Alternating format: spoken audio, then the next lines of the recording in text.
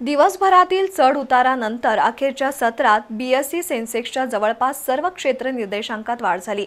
आज शेअर बाजारात व्यवहार बंद होताना सेन्सेक्स 677 अंकांनी वाढून 73,664 वर बंद झाला, तर निफ्टी 203 अंकांनी वाढून 22,404 वर बंद झाला।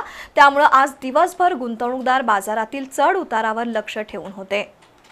सेन्सेक्स आणि निफ्टी निर्देशांकात आज चढ उतार दिसून आला। 3 दिवसांच्या तेजीनंतर आज सेन्सेक्स निफ्टी सपाट पातळीवर बंद झाले होते।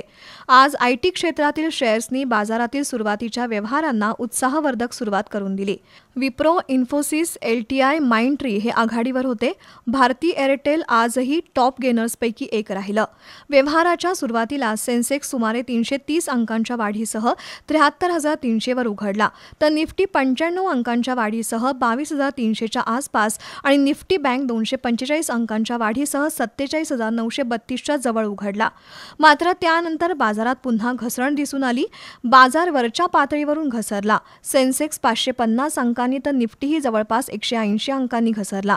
बँक निफ्टीमध्ये 450 अंकांची मोठी घसरण झाली। निफ्टी एक्सपायरीच्या दिवशी शेवटच्या तासात बाजारात रिकव्हरी दिसून आली। तसंच बीएसईच्या बहुतांश क्षेत्र निर्देशांकात वाढ झाली। निफ्टी 203 अंकांनी वाढून 22,404 वर बंद झाला, तर सेन्सेक्स 677 अंकांनी वाढून 73,664 वर बंद झाला। सायंकाळच्या सत्रात शेअर बाजारानं उसळी घेतल्यानं गुंतवणूकदार काही अंशी सुखावले।